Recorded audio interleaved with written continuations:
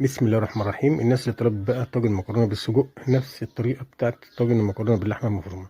نص كيلو سجق متشوح ومستوي، هنحط في قصدير الطاجن مدهون، هنفضي عليه نص كيلو من المكرونه القلم الجافه مش مسلوقه، هنسويها.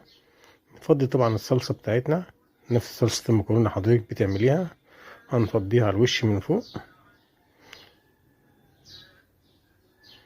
وإذا حسيتي إن الصلصة قليلة بتاعتها هناخد كبشة من الشوربة أو المرقة نفضيها عليهم، ونغطي الطاجن ده ونحطه في الفرن لمدة نص ساعة.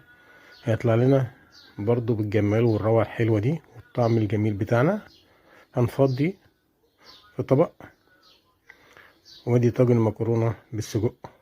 صلى اللهم على سيدنا محمد وعلى آله وصحبه وسلم.